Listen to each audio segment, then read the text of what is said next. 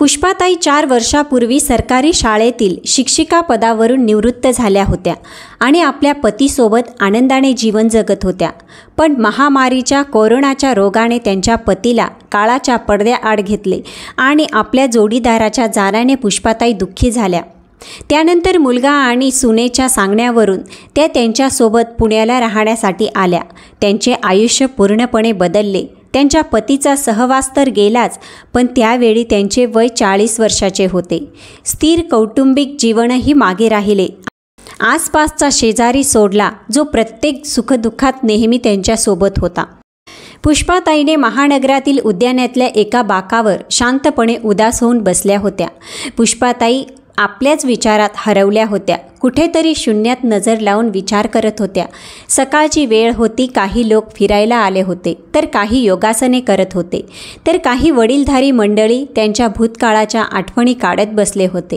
पण पुष्पाताई आपल्याच विश्वात विचार करत मग्न झाल्या होत्या.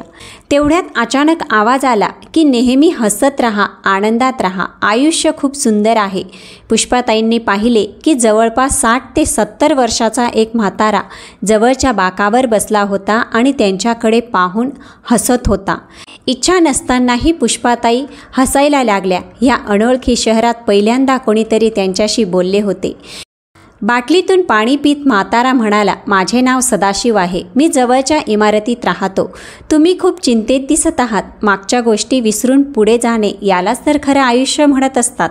एवढं बोलून तो म्हातारा पुन्हा फिरायला निघून गेला आणि पुष्पाताई ते निघून गेल्यानंतर मनातल्या मनात म्हणाल्या, ज्यांच्या आयुष्यात दुःखच नसेल त्यांना जीवन तर सुंदरच वाटेल.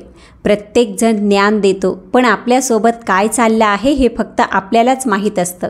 आता पुष्पाताई रोज उद्यानात, बागेत, रोडला फिरायला येऊ लागल्या आणि जवळपास रोजच सदाशिवरावांना नमस्ते म्हणत होत्या. एके दिवशी सदाशिवरावांनी विचारले की तुम्ही बाहेरून आला आहात का? तेव्हा पुष्पाताई म्हणाल्या की मी यापूर्वी नागपूरला राहत होती. मुलगा आणि सून नोकरी या शहरामध्ये करतात, पण कोरोनाच्या महामारीच्या आजारामुळे माझ्या नातवाची शाळा बंद आहे. त्यामुळे त्याचा सांभाळ करण्यासाठी माझा मुलगा आणि सून मला इथे घेऊन आल्या आहेत. माझ्या पतीच्या निधनानंतर मी नागपूरमध्ये पूर्णपणे एकटी पडली होती. माझ्या मुलीचे सासर इथे पुण्यातच आहे. कधीतरी मला माझ्या मुलीलाही भेटता येईल असा विचार करून मी तिथे आले. मग सदाशिवराव म्हणाले, पुणे शहरात आपले स्वागत आहे. चला मी तुम्हाला आमच्या वयाच्या माणसांसोबतही भेट घालवून देतो. वास्तविक येथे उद्यानात वृद्धांचा समूह तयार झाला आहे. आम्ही सर्वजण एकमेकांच्या सुखदुःखात सहभागी होतो. हसतात, बोलतात, कधी भजने गातात, तर कधी कुठे जवळच मंदिरात फिरायला जातात. कधी वाढदिवस साजरा करतात, तर कधी सण साजरे करतात. त्यांची बोलणे ऐकून पुष्पाताईंना आनंद झाला आणि त्यांनी ग्रुपमध्ये सामील होण्याची इच्छा व्यक्त केली. तेव्हा मोहनरावांनी त्यांची ओळख ग्रुपच्या इतर सदस्यांशी करून दिली. त्या ग्रुपमध्ये सामील करून घेतले. त्या ग्रुपमधील बहुतेक लोकांनी त्यांचे जीवनसाथी गमावले होते. कुणाला काही आजार होते, तर कोणाला काहीतरी वेगळाच प्रॉब्लेम होता. पण सर्व लोक चैतन्यशाली आणि ऊर्जेने भरलेले जीवन जगत होते. त्या लोकांना भेटून पुष्पाताईचे दुःख दूर झाले. आता रोज सकाळ संध्याकाळ सर्व लोकांसोबत त्यांनी वेळ घालवायला सुरुवात केली. बऱ्याच वेळी पुष्पाताई आपल्या मुलीला फोन करून उद्यानात येणाऱ्या वयस्कर लोकांबद्दल बोलायच्या. तिच्या मुलीला तिच्या वयाच्या लोकांशी तिच्या आईचा संवाद ऐकून खूप आनंद व्हायचा. एके दिवशी पुष्पाताई यांच्या लक्षात आले की उद्यानात येणारे सर्व वृद्ध लोक त्यांच्यापेक्षा वयाने फार मोठे आहेत, पण प्रत्येकजण फिट होता आणि स्वतःला अपडेट ठेवत होता. घरी येऊन त्यांनी आरशात आपला चेहरा पाहिला तेव्हा त्यांना वाटले की वेळेच्या आधीच त्यांनी स्वतःला म्हातारे बनवून ठेवले आहे. हाच विचार करून त्यांनी बाजारातून केसांना लावण्यासाठी मेहंदी विकत घेतली आणि केसांना कलर केला. मग त्यांनी कपाट उघडले आणि पतीने दिलेल्या सर्वात सुंदर साडी नेसली आणि आरशात स्वतःला बघून त्या स्वतःचीच म्हणाले, पहा खूपच छान. संध्याकाळच्या सुमारास जशा त्या पार्कला जायला निघाल्या त्यावेळेस त्यांच्या सुनेची नजर त्यांच्यावर पडली. त्यांना पाहून तिचे तोंड उघडेच राहिले. तिने विचारले, हे सर्व काय आहे आई? तेव्हा पुष्पाताईंच्या सुनेने पटकन तिच्या नवऱ्याला आवाज दिला, बघा तर जरा तुमच्या आईला काय झाले आहे ते, हे काय करत आहेत. हे वय आहे का सजण्याचे, मेकअप करण्याचे? जशी मुलांची नजर त्यांच्याकडे पडली तेव्हा तोंडावर हात ठेवून हसायला लागला तो मुलगा. तेव्हा सून म्हणाली, आई, हे सगळे करण्याचे तुमचे वय नाही. शिवाय आता तर बाबाही ह्या जगात नाही आहेत. मुलगा आणि सुनेचा व्यवहार पाहून पुष्पाताई यांना खूपच दुःख झाले. त्या गपचूप आपल्या खोलीत जाऊन बसल्या. आता त्यांची पार्कमध्ये जाण्याची देखील इच्छा नव्हती. त्या विचार करू लागल्या की जर मी आज थोडीशी चांगली तयार झाले तर मी काय असा मोठा गुन्हा केला. आजपर्यंत तर मी माझ्या सुनेला कोणत्याही गोष्टीसाठी रोकटोक केली नाही. तिला कोणतीही अडवणूक कधीच केली नाही. ती स्वतःच्या मनाचे कपडे घालते, खाते, पिते, बाहेर जाते. पण मी तर नेहमी हा विचार करायचे की वेळ बदलला आहे. मोठ्या शहरातील लोक मॉडर्न आहेत. पण आज जेव्हा मी थोडासा माझ्या स्वतःबद्दल विचार केला तर माझा असा अपमान केला. त्यांच्या डोळ्यातून अश्रू वाहू लागले. तेवढ्यात त्यांच्या मोबाईलवर त्यांच्या ग्रुपमधील सदस्यांचे फोन येऊ लागले. त्याचवेळी पुष्पाताई उभ्या राहिल्या आणि स्वतःला म्हणाल्या की नाही, माझं आयुष्य मी माझ्या स्वतःच्या मर्जीने जगणार आहे. असे म्हणत त्या पार्कमध्ये निघून गेल्या. आता पुष्पाताई स्वतःसाठी जगू लागल्या होत्या. त्यांना मिळणारी पेन्शनची रक्कम चांगलीच मिळत होती. जो पैसा आजपर्यंत त्या आपल्या सुनेला आणि मुलाला देत होत्या. परंतु ह्या महिन्यात त्यांनी त्यांची पेन्शन स्वतःवरतीच खर्च केली. पार्कमध्येही त्यांच्या बऱ्याच मैत्रिणी आता झाल्या होत्या, ज्यांच्यासोबत बाजारात जाऊन त्यांनी स्वतःसाठी आवडते कपडे आणि वस्तू विकत घेतल्या. पण सुनेला मात्र या सर्व गोष्टी त्यांच्या खटकत होत्या. तिने तिच्या पतीचे कान भरत सांगितले की तुम्ही आईला रोकटोक का नाही करत? किती फालतू खर्च करू लागल्या आहेत. आता आपल्या हातात एकही पैसा देत नाहीत. त्यांच्या येण्याने आपलाही खर्च वाढलेला आहे. बायकोच्या बोलण्यात अडकून पुष्पाताई यांचा मुलगा सुमित त्यांच्याजवळ गेला आणि म्हणाला की आई, यावेळेस तुझे पेन्शनचे पैसे आम्हाला का नाही दिले? त्याचे बोलणे ऐकून पुष्पाताई हैराण झाल्या. तितक्यात त्यांची सून येऊन म्हणाली की अरे, या वयात इतका फालतू खर्च करणे चांगली गोष्ट आहे का? पार्कमध्ये काय जाऊ लागल्या तर तुम्ही आजाद पक्षीसारख्या मोकळ्या उडत राहिल्या. त्यावेळी पुष्पाताई म्हणाल्या की सुनबाई, मी तुला पूर्णपणे आजादी दिलेली आहे. त्यामुळे तुम्ही लोक माझ्यावरती कोणतेही निर्बंध टाकू शकत नाही. मी जे काही करते ते माझ्या इच्छेनुसार आणि मर्जीनुसारच करत आहे. त्यांचे हे बोलणे ऐकून मुलगा आणि सून दोघेही शांत बसले. पुष्पाताई स्वयंपाक करण्यात अव्वल होत्या. एक दिवस त्यांनी गाजराचा हलवा बनवला. तेव्हा आपल्या ग्रुपच्या सदस्यांसाठीही पार्कमध्ये घेऊन गेल्या आणि सर्वांना खाऊ घातला. परंतु सदाशिवराव यांनी तू घेण्यास नकार दिला. तेव्हा पुष्पाताई यांनी विचारले, तुम्हाला गाजराचा हलवा आवडत नाही का? तेव्हा सदाशिवराव म्हणाले की गाजराचा हलवा तर मला खूप आवडतो, पण मला डायबिटीज आहे आणि ब्लड प्रेशरची ही समस्या आहे. म्हणून मी बाहेरचा गोड गाजराचा हलवा खाऊ शकत नाही आणि घरी मला बनवता येत नाही. म्हणून मी हलवा खाणे सोडले. मग पुष्पाताई म्हणाल्या की म्हणजे तुमच्या घरी कोणीच नाही? यावर सदाशिवराव काहीच बोलू शकले नाहीत. डोळ्यातून 2 अश्रू निघून त्यांच्या गालापर्यंत आले आणि गुपचूप घराकडे निघून गेले. पण सदाशिवराव पार्कमध्ये आलेच नाहीत. ग्रुपच्या सदस्यांना विचारले असता कळाले की ते फोनही उचलत नाहीत. पुष्पाताईंना मनातल्या मनात त्यांची आता काळजी वाटू लागली होती. सारखं सारखं त्यांचा तो हसता खेळता चेहरा त्यांच्या समोर येऊ लागला होता. जसे घरी जाण्यासाठी त्या पार्कमधून निघाल्या तेव्हा त्यांची पावले स्वतःहून सदाशिवराव यांच्या घराकडे वळली. गार्डला त्यांच्या घराचा नंबर विचारला आणि त्यांच्या दारावरची बेल वाजवली. सदाशिवरावांनी अडखळत पावलांनी चालत येऊन दरवाजा उघडला. जसं त्यांनी दारात उभ्या असलेल्या पुष्पाताईंना पाहिलं तेव्हा त्यांना आश्चर्याचा धक्का बसला आणि मग त्यांनी पुष्पाताई यांना आत घरात बोलवले. सदाशिवराव यांची अशी परिस्थिती पाहून पुष्पाताई यांना खूप वाईट वाटले आणि त्या हैराण झाल्या. म्हणाल्या की तुमची तब्येत इतकी खराब आहे पण घरात तुमच्या सेवेसाठी देखरेखीसाठी कोणीही नाही. तेव्हा सदाशिवराव म्हणाले, खरं तर मी घरी एकटाच राहतो.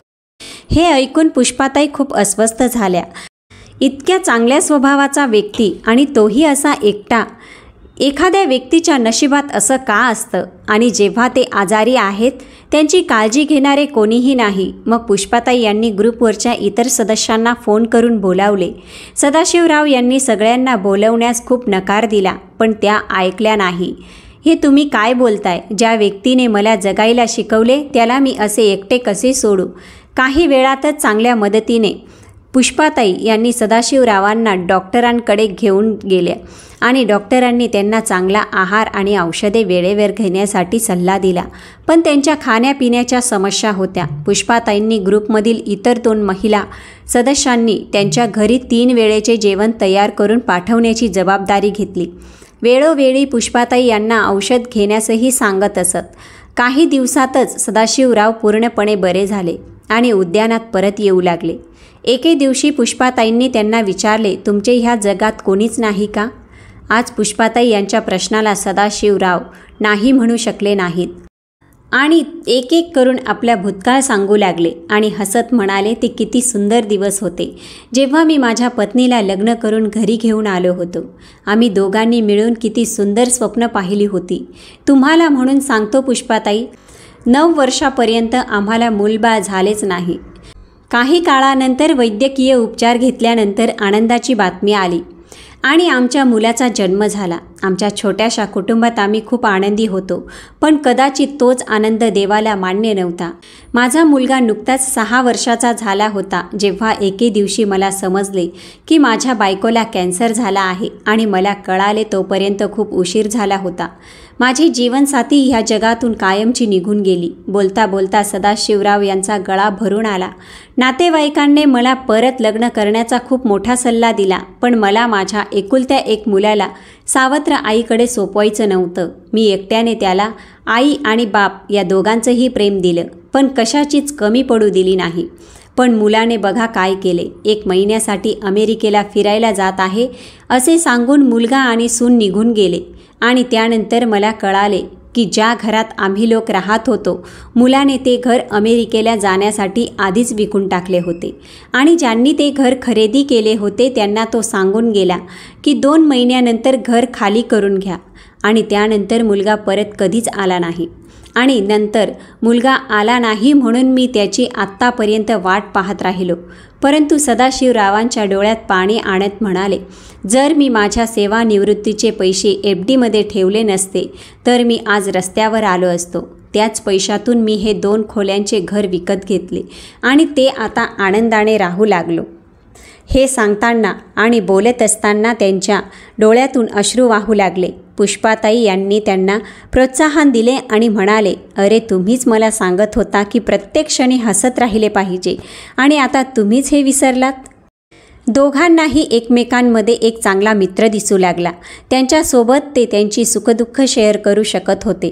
काही दिवस घालवल्यानंतर एके दिवशी पुष्पाताई पार्कमध्ये गेल्या. तेव्हा ग्रुपमधील सदस्याने एक मोठा केक ऑर्डर केला होता. हे पाहून त्यांना खूप मोठा धक्का बसला. तर तिथे पोस्टात सगळ्यांनी पुष्पाताईंना वाढदिवसाच्या शुभेच्छा दिल्या. पुष्पाताईंनी स्वतःला आठवत नव्हते की आज त्यांचा वाढदिवस होता. सर्वांचे इतकं प्रेम पाहून त्यांच्या डोळ्यात आनंद अश्रू रडले. केक कापून झाल्यावर सगळ्यांनी मिळून पुष्पाताई यांना एक अतिशय सुंदर साडी भेट म्हणून दिली. तेव्हा पुष्पाताईंनी विचारलं, पण माझा आज वाढदिवस आहे हे तुम्हा सर्वांना कसे समजले? तेव्हा सदाशिवराव म्हणाले, सोशल मीडियाच्या माध्यमातून सर्व काही कळते. वाढदिवस साजरा केल्यानंतर पुष्पाताई त्यांची भेट घेऊन घरी पोहोचल्या. तेव्हा त्यांनी ते जेवणाच्या टेबलावर ठेवले. जेव्हा सुनेची नजर त्या साडीवर पडली तेव्हा ती म्हणाली, सुमित तू माझ्यासाठी इतकी सुंदर साडी आणली आहेस, थँक्यू सो मच. तेव्हा सुमित म्हणाला, नाही मी तर साडी आणलीच नाही. ते वाच पुष्पाताई फ्रेश होऊन बाहेर आल्या आणि म्हणाल्या की ही साडी माझी आहे सुनबाई. मग म्हणाले, आई ही साडी तर खूपच सुंदर आहे, पण तुम्ही या साडीचे काय करणार? मी ही साडी घेते. असे म्हणत तिने साडी उचलण्यासाठी हात पुढे करताच पुष्पाताई यांनी ती साडी उचलली आणि म्हणाल्या, नाही सुनबाई, ही साडी माझ्यासाठी खूप मौल्यवान आहे.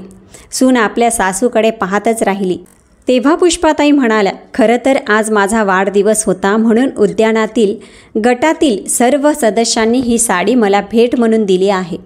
आई खरंच आज तुझा वाढदिवस होता, आम्हाला तू बोलली नाहीस, कारण आई तू तुझा वाढदिवस कधीच साजरा करत नाही, त्यामुळे तो आम्हाला आमच्या आठवणीत राहिला नाही. यावेळी पुष्पाताई जुन्या आठवणींमध्ये हरवून गेल्या होत्या. जेव्हा त्यांच्या मुलाच्या वाढदिवसानिमित्त त्या दिवसभर स्वयंपाकघरात उभ्या राहून त्यांच्या आवडीचे पदार्थ बनवायच्या आणि संध्याकाळी मुलांच्या सोबत त्यांच्या मित्रांसोबत सगळ्यांसोबत सुमितचा वाढदिवस साजरा करायच्या. पण मग विचार करू लागल्या की मुलगा आणि सून आपल्या आयुष्यात मस्त असतात तेव्हा मोठ्यांनी स्वतःसाठी जगायला हवं. पण सुनेला तिच्या सासूला झालेला बदल हा अजिबात आवडत नव्हता. एके दिवशी पुष्पाताई पार्कमध्ये फिरायला गेल्या तेव्हा त्या आपल्या मोबाईल सोबत घ्यायला विसरल्यात. त्या दिवशी त्यांनी सून आणि मुलगा लवकर घरी आले. सुनेची नजर सासूबाईंच्या मोबाईलवर पडता असं तिने तो उचलला आणि तपासायला सुरुवात केली. पण तिची सासू व्हॉट्सॲप आणि फेसबुकवर असल्याचं पाहून ती थक्क झाली. नवऱ्याला मीठ आणि मिरची पूड लावून सदाशिवरावाने पाठवलेले गुड मॉर्निंग आणि गुड नाईटचे मेसेज दाखवू लागली. आता तर मुलालाही आईमध्ये खोट असल्याचे दिसू लागले. बस मग काय होते.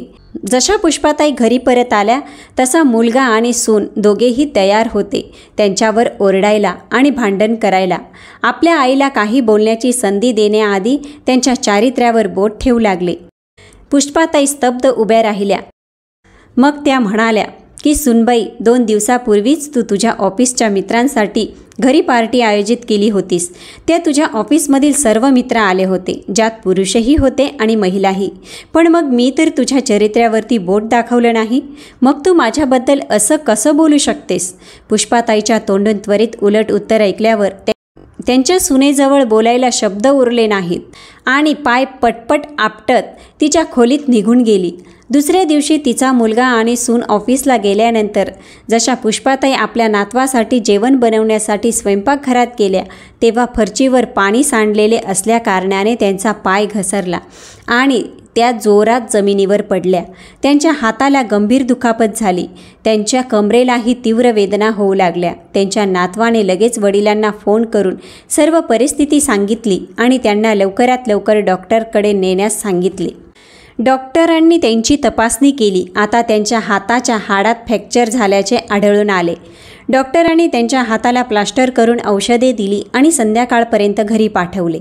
पण आता त्या उद्यानात जाऊ शकत नव्हत्या. सदाशिवराव जेव्हा कधी त्यांना फोन करायचे किंवा मेसेज करायचे तेव्हा त्या कशालाही प्रतिसाद देत नव्हत्या. शांतपणे पडून रडत बसायच्या. मोलकरीण जेवण बनवून ठेवून जायची आणि मुलगा तसेच सून रोज कामावरती निघून जायचे. दोघांनी सुद्धा आईसाठी 1 दिवसाची देखील सुट्टी घेतली नव्हती. पुष्पाताईंना उठायला बसायला खूप त्रास होत होता, पण कुणाला काही फरक पडत नव्हता. एके दिवशी ग्रुपमधील सर्व वयस्कर सदस्य त्यांच्या घरी आले. त्यांच्या हातात फुले होती तर काहींनी गेटवेल स्टोनचे कार्ड आणले होते. कुणी समोसे आणले होते तर कुणी जिलेबी. त्यांना पाहून बेडवर पडलेल्या पुष्पाताईंना असे वाटले की जसे त्यांना कोणीतरी जवळची माणसे भेटायला आलेली आहेत आणि त्यांच्या चेहऱ्यावर हास्य पसरले. सर्वांनी हसत खेळत स्वादिष्ट पदार्थांचा आस्वाद घेतला. हसत बोलत 1 तासभर निघून गेला. आता पुष्पाताई काळजी करू लागल्या, कारण त्यांचा मुलगा आणि सून येण्याची वेळ झाली होती. सून काय म्हणेल याची त्यांना आतून खूप भीती वाटत होती. यावेळी दारावरची बेल वाजली आणि मुलगा व सून आत आले आणि आतील दृश्य पाहून आश्चर्यचकित झाले.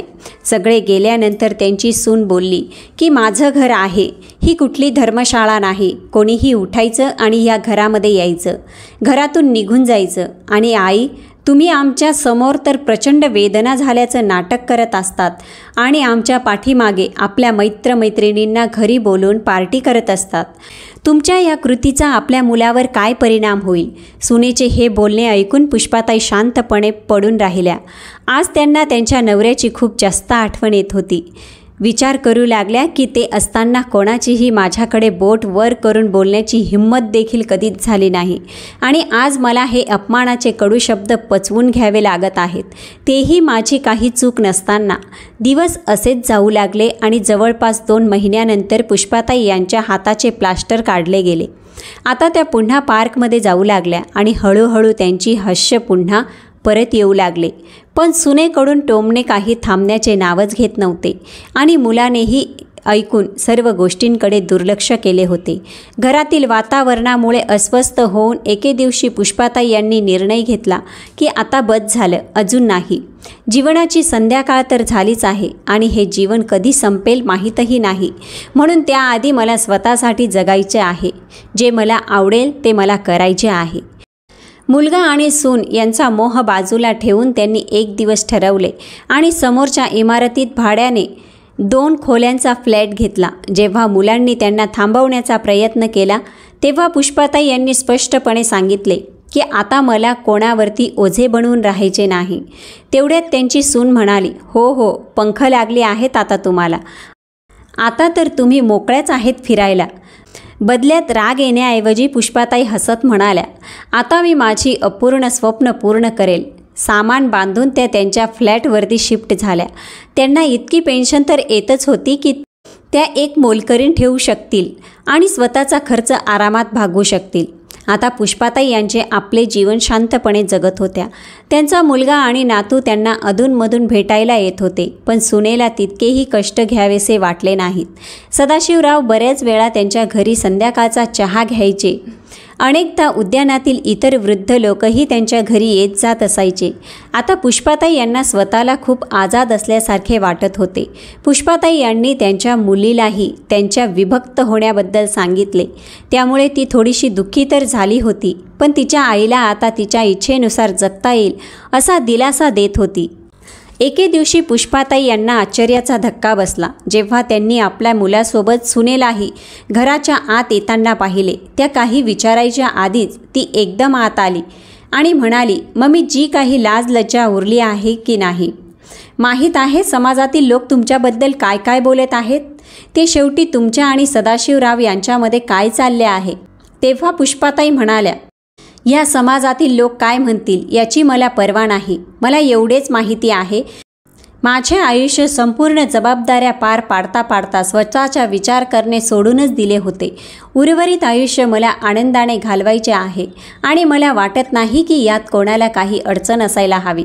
आणि राहिलेला प्रश्न सदाशिवरावांचा, तर त्यांनी मला कसे जगायचे हे शिकवले आहे. नाहीतर मी पूर्णपणे तुटून पडले होते. तेव्हा त्यांचा मुलगा म्हणाला, पण आई, तुझ्या लोकांना ओळखत नाहीस. असे लोक आपल्याला आपलेपणा दाखवून दुसऱ्यांना लुटून जातात. बाळा, हे केस मी उन्हात पांढरे नाही केले आणि असेही नाही आपल्याच माणसांनी लुटले आहे.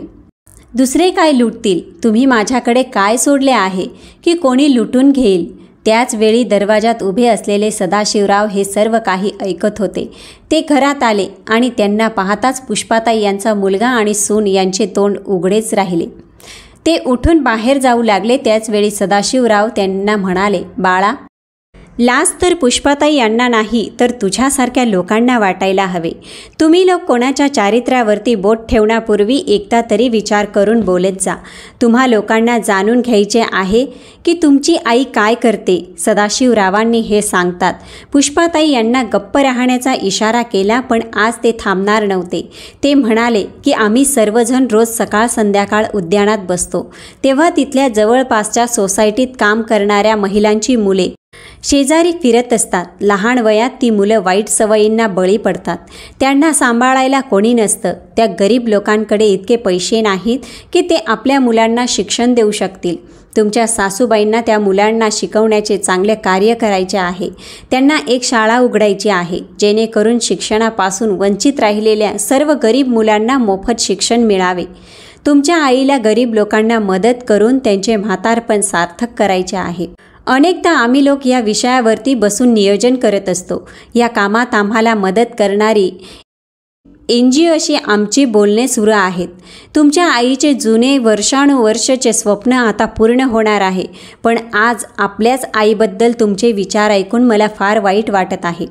माझ्या मुलाने मला आधीच सोडले हे चांगले झाले. हैराणाची गोष्ट आहे, आपल्या आईसाठी मुलगा आणि सुनेची ही विचारसरणी असू शकते. तुमच्या ऑफिसमध्ये कोणाशी हसून बोलत नाही का? जेव्हा तुमच्या आईने तुमच्यावर नियंत्रण ठेवले नाही तेव्हा तुम्ही कसे त्यांच्यावर नियंत्रण ठेवू शकता? पुष्पाताईचा मुलगा आणि सुनेकडे ह्या गोष्टीचे कोणतेही उत्तर नव्हते, तर शांतपणे ते निघून गेले. आज सदाशिवराव रागावले होते म्हणून पुष्पाताई म्हणाल्या की जाऊ द्या, सोडा ह्या गोष्टींना. मी मस्तपैकी आपल्या सर्वांसाठी चहा बनवते. चहा पिऊया आणि मग नंतर राग शांत होईल. त्यांचे हे बोलणे ऐकून सदाशिवराव हसले आणि म्हणाले, आमची मेहनत रंगली आहे. NGOकडून आपल्याला शाळा सुरू करण्यासाठी जवळच एक इमारत मिळाली आहे. हे ऐकून पुष्पाताई यांना खूप आनंद झाला. लवकरच या इमारतीचे शाळेत रूपांतर झाले.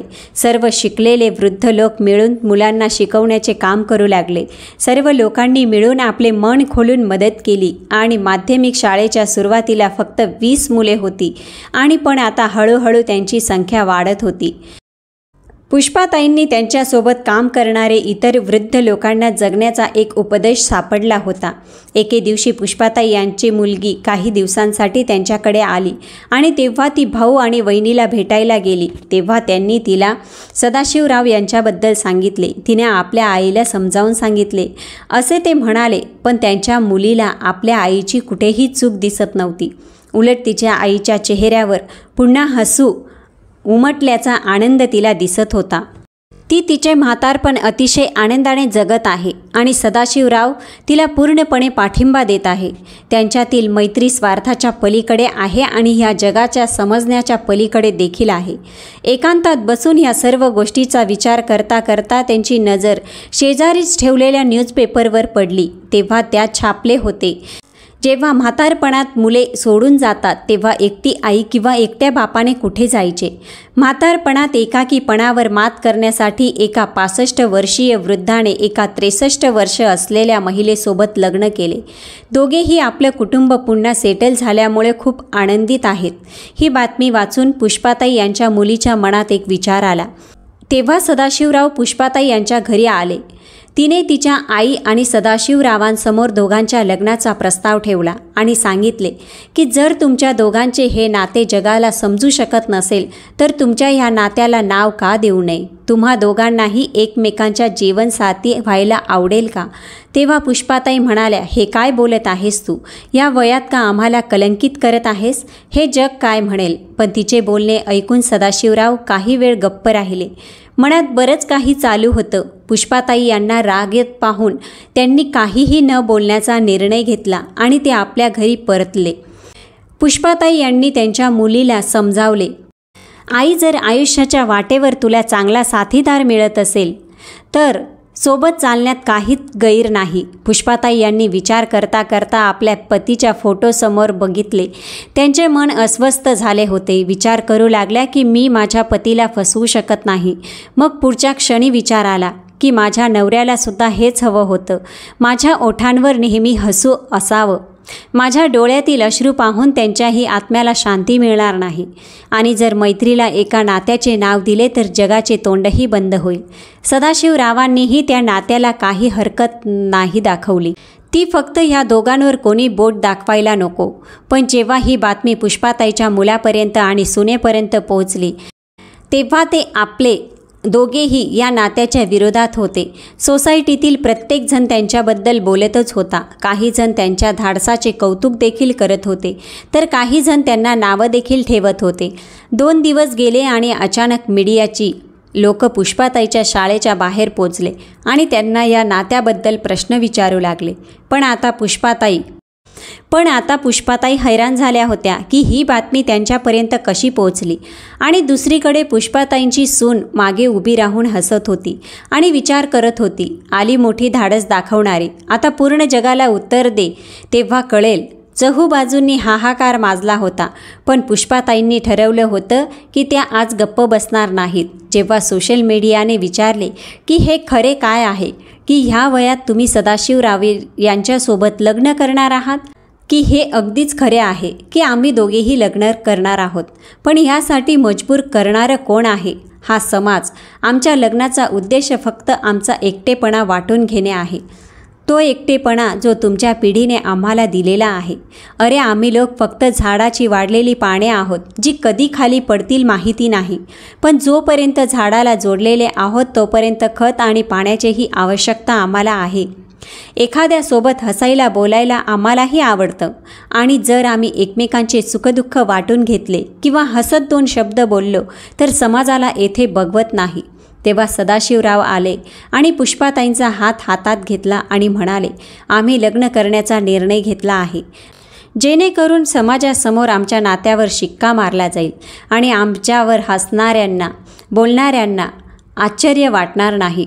तरीही कोणाच्या मनात काही प्रश्न असतील तर विचारा. तेव्हा गर्दीतून टाळ्यांचा आवाज ऐकू येऊ लागला. ही टाळी पुष्पाताई आणि सदाशिवराव यांच्या वयोवृद्ध मित्रांकडून वाजली जात होती. पाहता पाहता संपूर्ण शाळा टाळ्यांच्या गजरात घुमू लागली. सगळेच त्यांच्या या धाडसाचे कौतुक करत होते. तर मित्रांनो, आयुष्याच्या शेवटच्या क्षणी उतार वयात जीवन जगत असताना पुष्पाताईने आणि सदाशिवरावांनी घेतलेला निर्णय तुम्हाला कसा वाटला आणि त्यांचा निर्णय चूक आहे की बरोबर हे कॉमेंटमध्ये नक्की सांगा. मित्रांनो, कथा आवडली असेल तर कॉमेंटमध्ये ओम नमः शिवाय लिहायला अजिबात विसरू नका.